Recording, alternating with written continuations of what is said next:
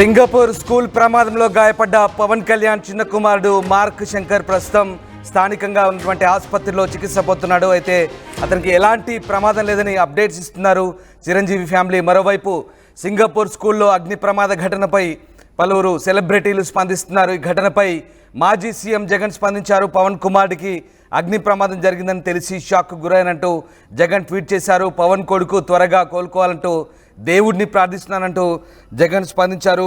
మరోవైపు శంకర్ సింగపూర్లో జరిగిన అగ్ని ప్రమాదంలో గాయపడ్డారన్న సమాచారంతో ఇప్పటికే ఏపీ మంత్రి నారా లోకేష్ స్పందించారు. తెలంగాణ బీఆర్ఎస్ నేత కేటీఆర్తో పాటు పలువురు ట్విట్టర్లో స్పందించారు. మార్క్ శంకర్ త్వరగా కోలుకోవాలని కోరుకుంటున్నట్లు నారా లోకేష్ ట్వీట్ చేశారు. ప్రమాద వార్త విని తాను షాక్ గురైనట్టు వెల్లడించారు.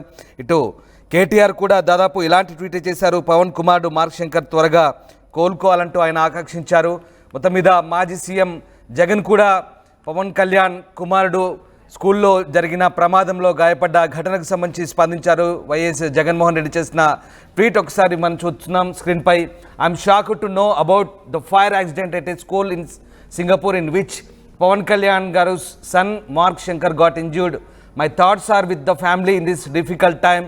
Wishing him a swift and complete recovery అంటూ వైఎస్ జగన్మోహన్ రెడ్డి ఆ ప్రమాదానికి సంబంధించిన ఘటనను ఆయన సానుభూతి వ్యక్తం చేస్తూ పవన్ కళ్యాణ్ కుమారుడు మార్క్ శంకర్ త్వరగా గాయాల నుంచి కోలుకోవాలంటూ ఆయన చేసిన ట్వీట్ మనం స్క్రీన్పై చూస్తున్నాం.